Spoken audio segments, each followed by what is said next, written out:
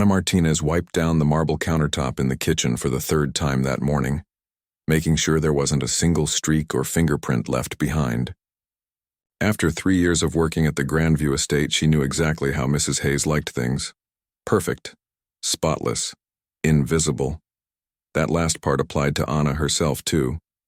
She was supposed to be invisible. The mansion was massive, almost too big for just 3 people.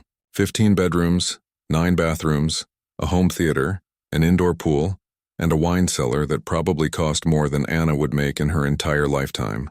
The Hayes family lived here like royalty, and Ana was just one of several staff members who kept their kingdom running smoothly. At 40 years old, Ana had been cleaning houses since she was 16. It wasn't the life she'd dreamed of as a little girl back in her hometown, but it was honest work. More importantly, it paid the bills. She had 2 kids of her own to feed, school supplies to buy, and elderly parents back home who depended on the money she sent them every month. The Grandview estate job was actually one of the better ones she'd had. The pay was decent, the hours were predictable, and usually the family left her alone to do her work in peace. She came in at 7 in the morning, Monday through Friday, and left by 4 in the afternoon. Weekends off, benefits after the first year. It was as good as it got for someone like her. Richard Hayes was the man who owned all of this. He'd made his fortune in technology, something about software and apps that Ana didn't fully understand. What she did understand was that he was almost never home. He traveled constantly for business, sometimes gone for weeks at a time. When he was home, he was locked in his office on video calls that seemed to last all day. Ana had maybe spoken to him directly 10 times in 3 years. He was always polite, always distracted, always in a hurry. She got the feeling he didn't really see her as a person, just as part of the house's functioning machinery, the woman who made sure his home stayed clean. His wife, Patricia, was a different story. She was home most of the time, but she was just as distant in her own way. Patricia spent her mornings at yoga class, her afternoons getting beauty treatments or having lunch with other wealthy women, and her evenings attending charity galas or hosting dinner parties. She was always impeccably dressed, always perfectly made up, always busy with something that seemed important to her but meaningless to Ana. Patricia treated Ana like she was part of the furniture. Not cruel exactly, just completely indifferent. She'd leave notes with instructions, give orders without making eye contact, and never once asked Ana a single personal question. Not about her life, her family, nothing. Ana was just the housekeeper. Then there was Tyler, the 14-year-old son. Tyler went to some fancy private academy across town, the kind of school where tuition cost more than Ana's annual salary. He was a quiet kid, always had been. Ana remembered when she first started working at the estate. Tyler had been 11 and at least somewhat cheerful. He'd say good morning when he saw her, sometimes chat about his day at school while she cleaned his room. But over the past year or so, something had changed. Tyler had become withdrawn, spending most of his time locked in his bedroom. When Ana did see him, he barely made eye contact. He'd gotten thinner, too, his clothes hanging off his frame in a way that worried her. The dark circles under his eyes suggested he wasn't sleeping well. Ana noticed these things because paying attention was part of who she was. She'd raised 2 kids of her own, and she knew when something was off, but it wasn't her place to say anything.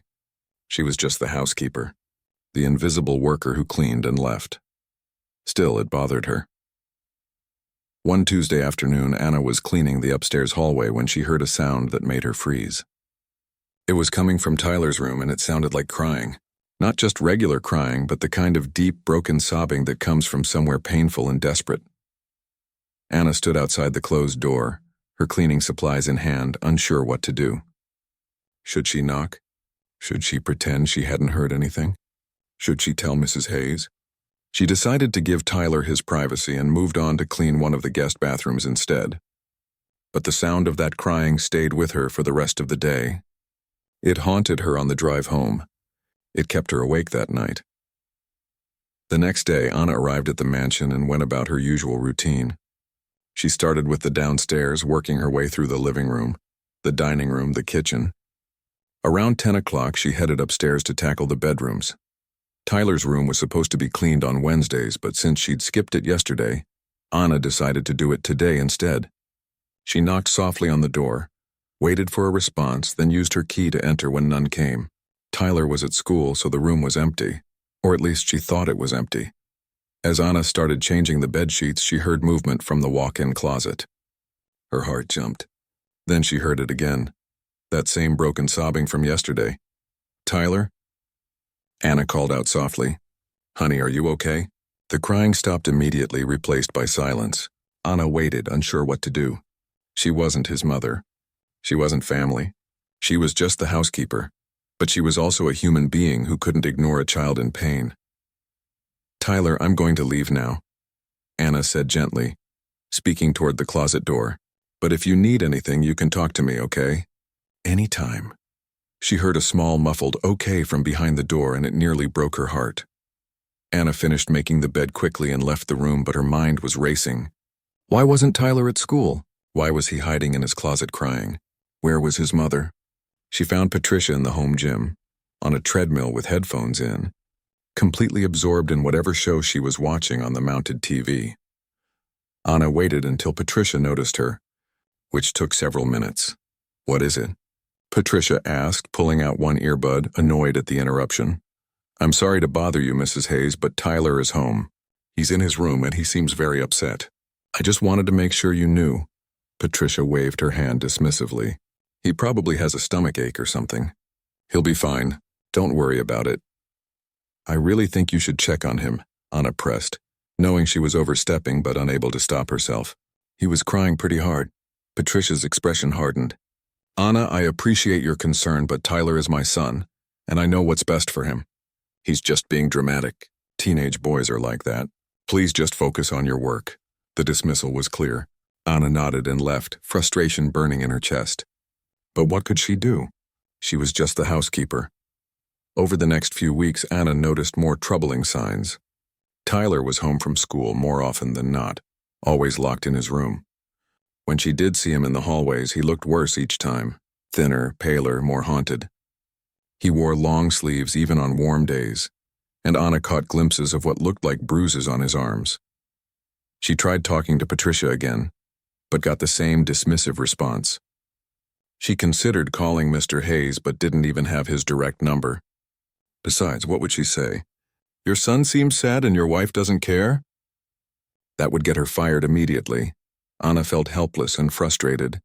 Every maternal instinct in her body was screaming that Tyler needed help, but nobody was listening. Nobody was paying attention. His own parents, with all their wealth and resources, couldn't see that their son was falling apart right in front of them.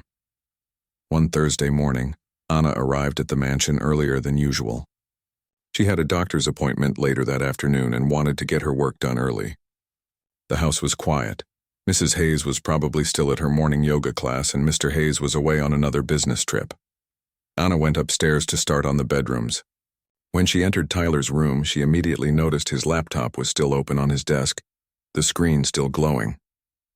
He must have forgotten to close it before leaving for school. If he'd even gone to school at all, Anna knew she shouldn't look. It was an invasion of privacy. It wasn't her business. But something made her walk closer to that desk. Some instinct that told her she needed to see what was on that screen. What Anna saw made her stomach drop and her hands start to shake. The laptop was open to several social media pages and message threads, and what she read there was horrifying. There were hundreds of cruel messages directed at Tyler. Vicious comments about his appearance, his personality, his worth as a human being. Doctored photos making fun of him. A group chat where his classmates were planning ways to humiliate him at school. Anna scrolled through more of the messages, her heart breaking with each new cruelty she discovered. These weren't just mean comments.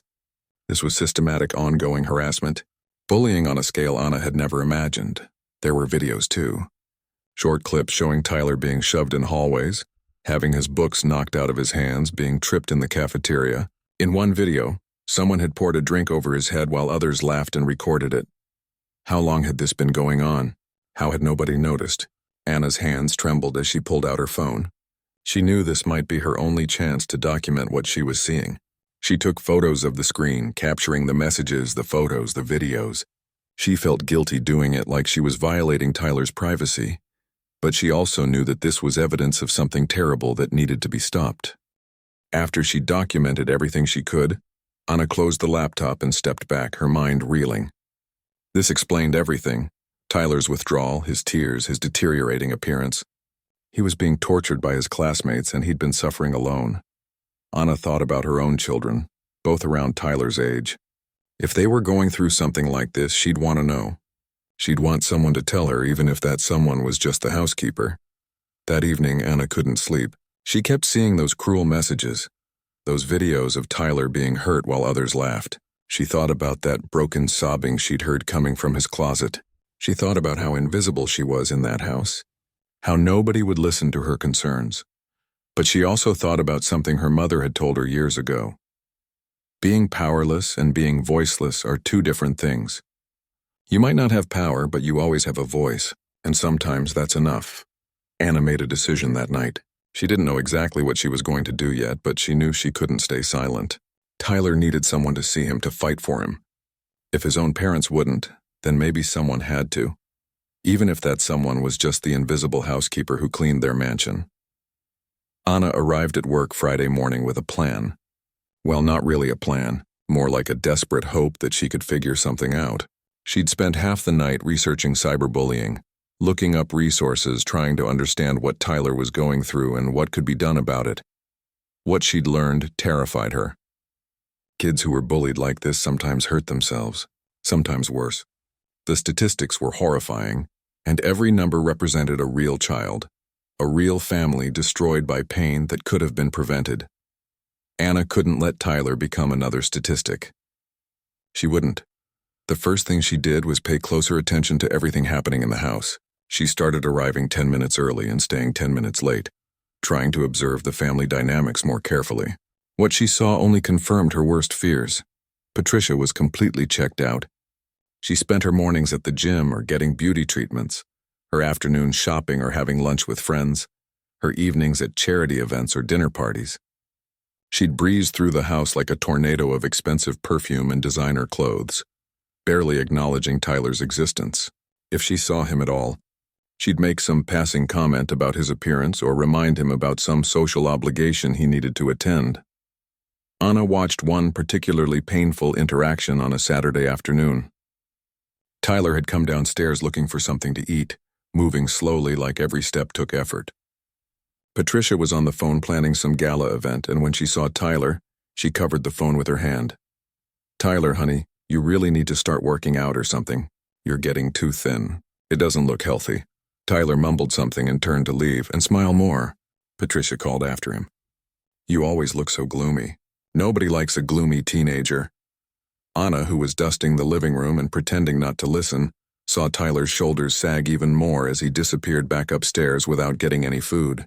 She wanted to scream.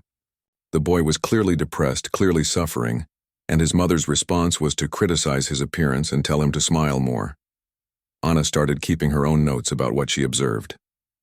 Not just about Tyler, but about the whole family dynamic. She documented the days Tyler stayed home from school, the times she heard him crying, the barely touched meals she'd clear from his room. She noted how often Patricia was actually home and paying attention, which wasn't often. She wrote down every concerning thing she saw. She felt a bit like a spy, and the guilt gnawed at her. This wasn't her family. This wasn't her business. She was risking her job, maybe even legal trouble, by documenting all of this.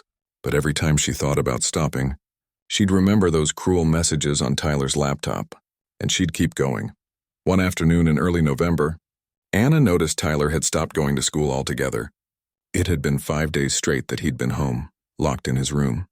She tried mentioning it to Patricia again. "Mrs. Hayes, I'm sorry to bring this up, but Tyler hasn't been to school all week. I'm really worried about him." Patricia looked up from her tablet where she was scrolling through social media, annoyed at being interrupted. "He has a cold or something. He'll go back when he feels better." "I really think maybe he should see a doctor," Anna pressed. "Or maybe talk to someone like a counselor." Patricia's expression turned cold. "Anna, I need you to understand something. You work for me. You clean my house. That's your job. Tyler is my son, and how I raise him is not your concern. Do I make myself clear?" Anna swallowed hard. "Yes, ma'am. I'm sorry. Good. Now the guest bathroom needs to be deep cleaned. We have people coming this weekend." Anna left that conversation feeling worse than before. She was hitting a wall with Patricia, and she didn't have any way to contact Richard Hayes directly. The man was on another international business trip, probably not even aware his son hadn't been to school in a week. That weekend, while Patricia was hosting one of her dinner parties downstairs, Anna made a decision that crossed a line she'd been afraid to cross. She went into Tyler's room while he was in the bathroom and looked through his things. Not to invade his privacy, but to gather more evidence. To build a case that someone in authority would have to take seriously. She found Tyler's phone charging on his nightstand. Her hands shook as she picked it up, knowing this was wrong, knowing she could get in serious trouble. The phone wasn't locked, which surprised her. She quickly opened his messages and social media apps. What Anna found was even worse than what she'd seen on the laptop. The bullying was constant and relentless. Messages came in at all hours, day and night. Group chats where dozens of kids from his school were mocking him. Photos of Tyler taken without his permission, edited to make him look ridiculous, shared across multiple platforms. There were threats, too. Nothing explicitly violent, but intimidating enough to make a 14-year-old boy afraid to go to school. Better not show your face tomorrow. Everyone knows you're a loser. You should just disappear. Anna took screenshots with her own phone, her stomach churning with every new horrible message she documented. She felt sick knowing Tyler had been dealing with this alone, reading these messages day after day, night after night, with nowhere to turn and no one to help him. But what really broke Anna's heart was Tyler's own search history. She almost wished she hadn't seen it, but she couldn't look away. He'd been searching things like how to make bullying stop, what to do when no one believes you, and most concerning of all, how to make pain go away permanently. Anna's hands were shaking so badly she could barely hold the phone. Those searches suggested Tyler was thinking about ending his life. This had gone far beyond regular teenage drama or a phase. This was a crisis, and still, nobody was doing anything about it. She put the phone back exactly where she'd found it and left the room quickly, her heart pounding. She spent the rest of the weekend in a state of anxiety, barely sleeping, barely eating, trying to figure out what to do with all this information she'd gathered. On Monday morning, Anna made another attempt with Patricia. She caught her before she left for her morning yoga class. "Mrs. Hayes, I really need to talk to you about Tyler. It's important." Patricia sighed dramatically. "Anna, we've been over this. Tyler is fine." "He's not fine," Anna said more forcefully than she'd intended. "I've seen things, Mrs. Hayes. Messages on his phone, videos, evidence that he's being badly bullied at school. He's in trouble and he needs help." Patricia's face turned red. "You looked through my son's phone?" "How dare you? That's a complete violation of privacy." "I know, and I'm sorry, but..." "No buts, Anna. What you did was inappropriate and probably illegal. You crossed a line. Please, just look at what I found," Anna pleaded, pulling out her phone to show the screenshots. "Look at what those kids are doing to him. Look at what he's been searching for online. This is serious." Patricia glanced at the phone screen for about 3 seconds before looking away. "Boys can be mean to each other. It's part of growing up. Tyler needs to toughen up and learn to handle it. The real world isn't kind, and the sooner he learns that, the better." Anna couldn't believe what she was hearing. "He's searching for ways to end his life, Mrs. Hayes. This isn't about toughening up. This is about survival." "Don't be so dramatic," Patricia snapped. "Tyler would never do something like that. You're overreacting because you don't understand how teenagers are these days. They're all dramatic and emotional. It's normal." "It's not normal," Anna said quietly, "and I can't just ignore this."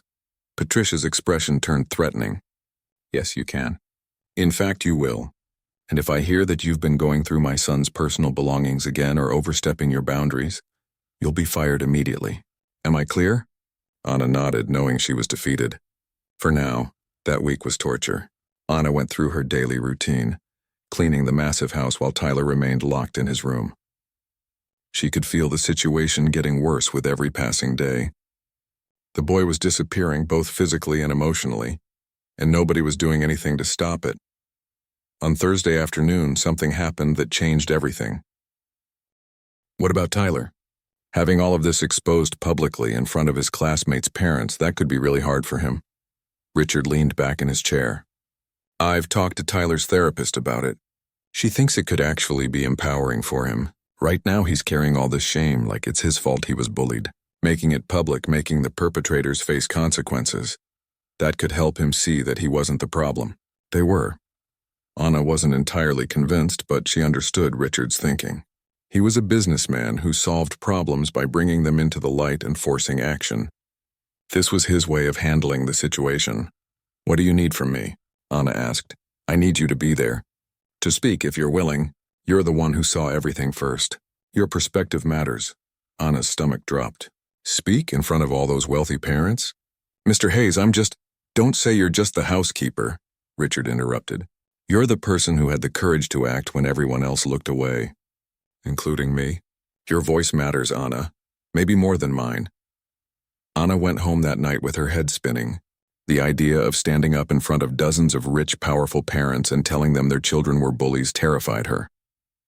They'd tear her apart. They'd make her life hell. And for what? She couldn't undo what had happened to Tyler. She couldn't fix the broken system at that school. But maybe she could make them pay attention. Maybe she could make them see what their indifference had cost. Anna talked to her own kids about it that night. Her daughter Lucia was 15 and her son Diego was 13. She explained the situation without using names or too many details. "So this kid at the house where you work is being bullied?" Lucia asked. "Was being bullied," Anna corrected. "We're trying to stop it now. But his dad wants me to speak at this event, and I'm scared." "Of what?" Diego asked. "Of saying the wrong thing. Of making it worse. Of losing my job." Lucia looked at her seriously. "Mom, you're always telling us to stand up for what's right even when it's hard. This is you doing that. But what if I can't do it right? What if I freeze up or say something stupid?" "Then you say something stupid?" Lucia shrugged. "But at least you tried. That's more than most people do." Anna hugged her kids tight that night, grateful for their wisdom. They were right. She had to try. The event was scheduled for the first Friday in December. Richard sent out elegant invitations to all the parents in Tyler's grade, about 40 families total. The invitation said it was a casual evening to discuss strengthening school community and programs. Wine and appetizers would be served. Business casual dress code. Most parents RSVP'd yes. Who would turn down an invitation to a billionaire's mansion? The day of the event, Anna arrived early to help coordinate. Richard had hired caterers, but Anna wanted to make sure everything was perfect. Not for Patricia's sake, but because this evening mattered. It mattered more than any dinner party or gala Patricia had ever hosted. Patricia, for her part, was barely speaking to either Anna or Richard. She'd tried to cancel the event, calling it a terrible idea that would embarrass the family. When Richard refused, she'd threatened not to attend. Richard told her that was fine, she could sit it out. So Patricia was upstairs in the master bedroom sulking. Tyler was upstairs too in his room. He knew what was happening but had chosen not to attend. "I don't want to see their faces," he told his dad. "Just make them understand what they did." By 7 o'clock, the mansion's living room and dining room were filled with well-dressed parents holding wine glasses and making small talk. Anna watched from the kitchen, her stomach in knots. She'd changed out of her usual work clothes into a simple black dress she'd borrowed from her sister. She wanted to look presentable but not like she was trying too hard. Richard stood near the fireplace looking calm and collected, though Anna could see the tension in his jaw. At 7:30, he cleared his throat and asked everyone to take a seat. The crowd settled into chairs and sofas, curious about what this was all about. "Thank you all for coming," Richard began, his voice steady. "I know the invitation was a bit vague about tonight's purpose. That was intentional, because what I need to discuss with you isn't easy, and I knew if I was honest in the invitation, many of you wouldn't come." The room went quiet. Parents exchanged confused glances. "My son Tyler has been systematically bullied for the past year and a half by students at the academy. Some of your children were directly involved. Others witnessed it and did nothing. The result has been that my 14-year-old son became suicidal while the adults in his life, including me, failed to notice or act." The room erupted in uncomfortable murmurs. Several parents looked offended. Richard held up his hand. "I'm not here to accuse anyone without evidence. I'm here to show you exactly what's been happening in the school where we send our children, and then we're going to have a very serious conversation about what we're going to do about it." He nodded to his assistant, who dimmed the lights and turned on a large screen that had been set up. What appeared on that screen made several parents gasp. Screenshots of group chats, messages planning to humiliate Tyler, cruel posts mocking his appearance, and then, most damning of all, videos. Videos of Tyler being shoved in hallways, having his lunch tray knocked over, being surrounded and mocked while phones recorded it all. The room was completely silent except for the audio from the videos. Anna watched parents' faces change from defensive to shocked to horrified. Some were covering their mouths. Others had tears in their eyes. A few looked angry, but she couldn't tell if they were angry at their children or at Richard for exposing this. When the presentation ended and the lights came back up, nobody spoke for a long moment.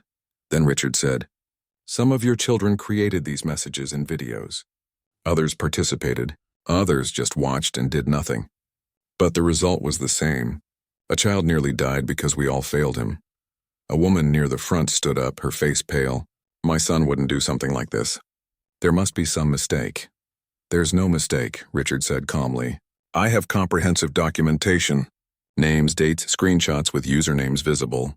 If you'd like to verify whether your child was involved, I'll be happy to show you the evidence after we're done here." Another parent, a man in an expensive suit, spoke up angrily. "This is outrageous.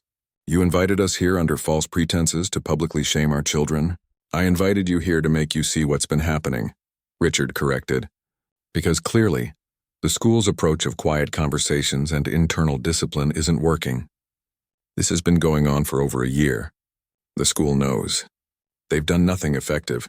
So yes, I'm making it public, because maybe public accountability will create the change that private reports haven't." Anna watched as more parents tried to defend their children, to minimize what they'd seen, to deflect blame. It was exactly what she'd expected. People didn't want to believe their children were capable of cruelty. That's when Richard gestured to Anna. "I'd like you to hear from someone else now. Ana Martinez works in my home as a housekeeper. She was the first person to really see what was happening to my son. Anna, would you like to say something?" Anna's legs felt like jelly as she stood up and walked to the front of the room. 40 sets of eyes watched her, most of them assessing, some openly hostile. She was acutely aware that she was the only person in the room who wasn't wealthy, the only one who wasn't part of their social circle. "I'm not used to public speaking," Anna started, her voice shaking slightly. "And I know most of you probably don't think I have any right to be talking to you about your children. I'm just the housekeeper." She paused, gathering courage. "But being the housekeeper means I see things. I'm in the background. I'm invisible to most people. And that invisibility let me see Tyler's suffering when nobody else was paying attention." Anna stood in front of the room, looking at all those faces staring back at her. Some looked curious. Some looked angry. Most looked uncomfortable. She took a deep breath and continued. "For 3 years I've worked in the Hayes home. I've cleaned their rooms, done their laundry, organized their spaces, and in all that time I was basically invisible. That's normal for people like me. We're supposed to blend into the background, do our jobs quietly, and not get involved in family business." She saw a few parents nodding, probably thinking she should have stayed that way. "But here's the thing about being invisible," Anna said, her voice getting stronger. "When you're invisible, you see things other people miss. You notice the small details, the changes, the warning signs." Anna described what she'd witnessed over the past year: Tyler's withdrawal, the crying she'd heard, the missed school days, the bruises hidden under long sleeves, the way he'd stopped eating, the way he'd stopped being present in his own life. "I tried to tell Mrs. Hayes multiple times that something was wrong with Tyler. She told me I was overreacting, that boys are dramatic, that he'd be fine." Anna's voice cracked slightly. "He wasn't fine. He was drowning and nobody was paying attention." A woman in the back spoke up. "What did you expect her to do? Teenage boys don't want to talk to their parents. They're moody. That's normal."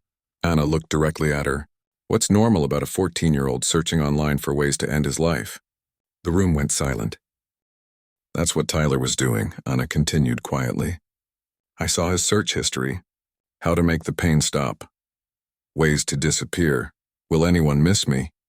Those aren't normal teenage searches. Those are cries for help from someone who's lost all hope." She could see several parents shifting uncomfortably in their seats. "Good. They should be uncomfortable." "I have 2 kids," Anna said, "both around Tyler's age. I work long hours to support them, to give them opportunities I never had. And I thought about what I'd want someone to do if my kids were suffering like Tyler was suffering. I'd want someone to care. I'd want someone to act. even if that someone was just a housekeeper who had no business getting involved. A man near the front interrupted.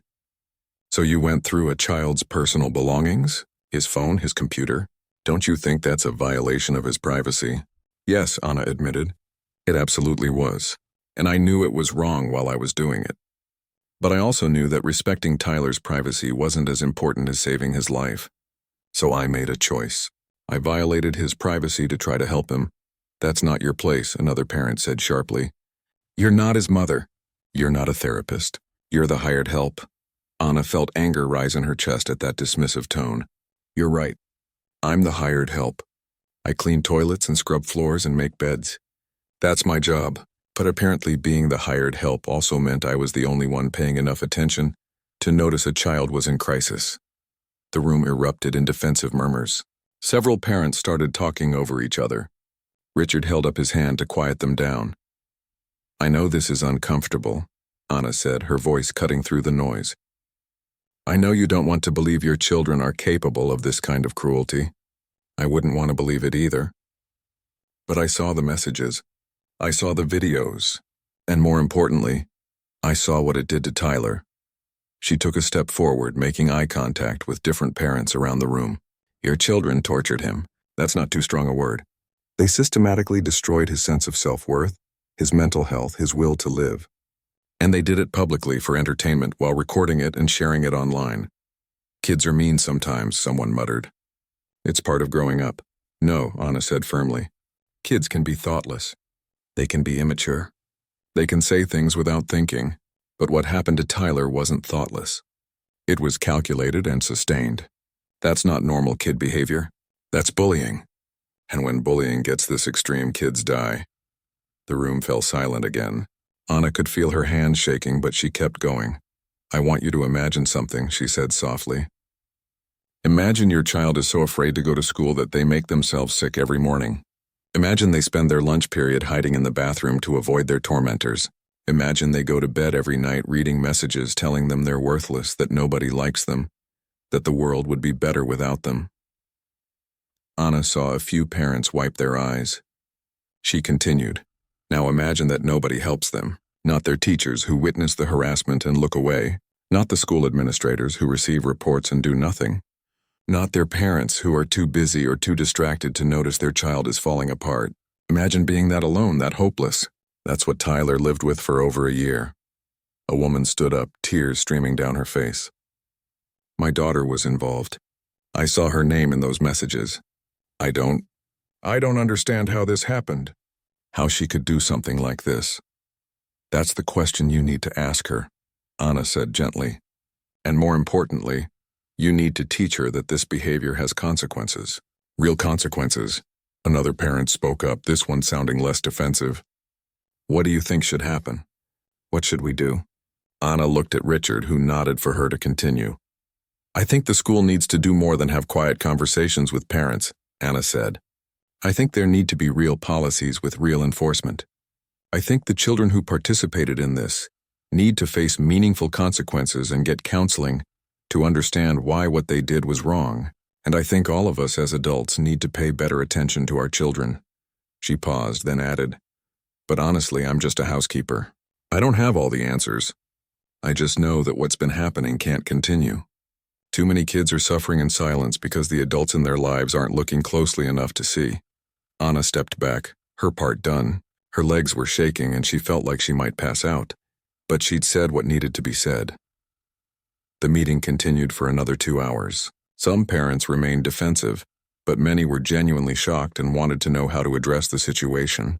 Richard had prepared a comprehensive proposal for changes at the school, including mandatory anti-bullying training, a restructured reporting system, and clear consequences for harassment. Several parents whose children had been identified as the primary bullies tried to threaten legal action against Richard for defamation. Richard calmly pulled out documentation showing that every claim he'd made was supported by evidence, and reminded them that truth was a complete defense against defamation charges. By the end of the evening, a group of parents had committed to meeting with the school administration to demand changes. Others promised to have serious conversations with their children. A few left angry and defensive, but Anna could tell that seeds had been planted. The next few weeks were chaotic. Word spread quickly about what had happened at Richard's event. The school administration initially tried to downplay the situation, but with multiple parents now involved and threatening to pull their children out or sue the school, they couldn't ignore it anymore. An emergency school board meeting was called. Richard attended and presented his evidence. The local news got wind of the story and ran a feature on bullying at elite private schools. Suddenly, the academy's reputation was on the line. The consequences came swiftly. 4 students identified as the primary instigators of the bullying were suspended for 2 weeks and required to complete extensive counseling before returning. Their parents were given ultimatums: get your children help and commit to behavioral contracts, or find another school. The school implemented new policies including mandatory training for all staff on recognizing and addressing bullying, an anonymous reporting system that students could use safely, and consequences that actually meant something rather than just a talking to in the principal's office. But the fallout for Anna was intense. Patricia made good on her threat and told Richard she wanted Anna fired. Richard refused, which led to massive fights between them. Anna could hear them arguing even when she tried to keep to other parts of the house. "She violated our privacy. She went through our son's things," Patricia would shout. "She saved our son's life." Richard would shout back, "Which is more than you did." The marriage was clearly falling apart. Anna felt guilty about that, even though she knew it wasn't really her fault. Patricia and Richard's problems ran much deeper than this situation. But she'd certainly been the catalyst that brought everything to the surface. 3 weeks after the event at the mansion, Patricia told Anna she was taking a job offer in another city and would be leaving at the end of the month. The separation from Richard was coming, possibly divorce. "This is your fault," Patricia told Anna coldly. "You destroyed my marriage." Anna wanted to argue, to point out all the ways Patricia had failed her own son and husband long before Anna got involved, but she just nodded and stayed quiet. Patricia was going through her own reckoning, and arguing wouldn't help. Tyler, meanwhile, was slowly improving. He'd started going back to school where the atmosphere had changed significantly. The students who'd bullied him were either suspended or noticeably quiet and careful. Other students who'd witnessed the bullying but stayed silent were now speaking up when they saw problems. Tyler thanked Anna one afternoon while she was cleaning his room. "My therapist says I'm making progress. She says the fact that people actually did something about the bullying helps me feel less powerless." "I'm glad," Anna said sincerely. "You deserve people doing something a long time ago." "My parents are getting divorced because of all this," Tyler said quietly. "Mom blames you. She blames Dad. She blames everyone except herself." "I'm sorry," Anna said. "Divorce is hard," Tyler shrugged.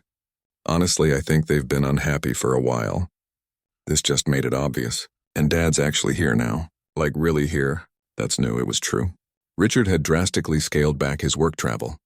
He worked from home most days, made time for family dinners with Tyler, attended Tyler's therapy sessions. He was learning to be a present father, and though it was clearly awkward sometimes, he was trying. One afternoon in late December, Richard called Anna into his office. She went nervously, still half expecting to be fired even though Richard had stood up for her multiple times.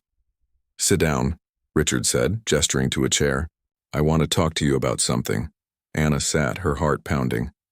"I've been thinking about what you did," Richard began. "How you risked your job, your livelihood to help my son.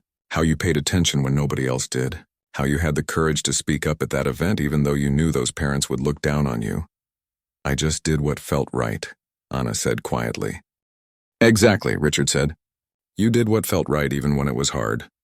Even when it cost you something. That's rare, Anna, that's valuable." He paused, then continued. "I'm starting a foundation. It's going to focus on teen mental health and bullying prevention. I want to fund programs in schools, train educators, support families dealing with these issues, and I want you to help me run it." Anna stared at him. "What?" "Mr. Hayes, I'm not qualified for something like that. I clean houses. I didn't even finish college." "You're more qualified than you think," Richard said. "You have perspective that people with fancy degrees don't have. You understand what it means to be overlooked, to be invisible.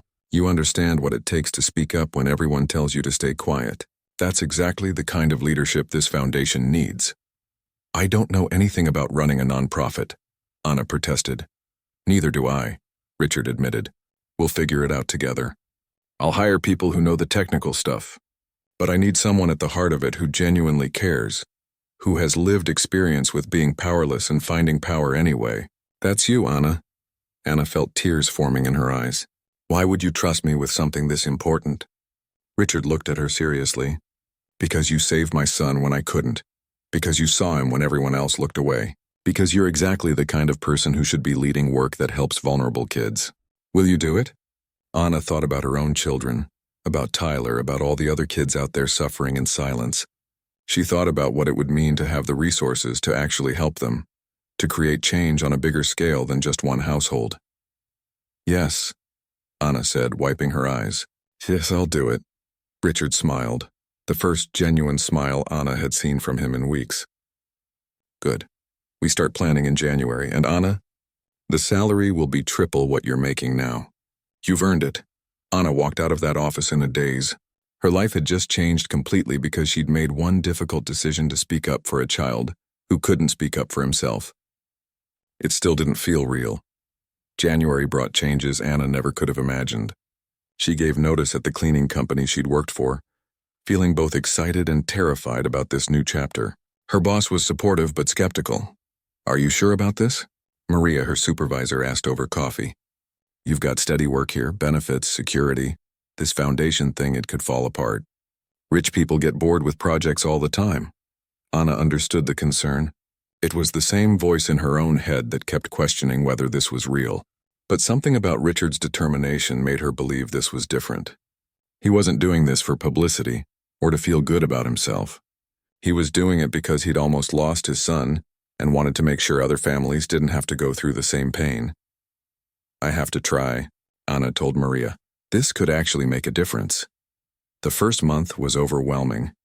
Anna worked with Richard and a team of consultants to develop the foundation's mission and programs.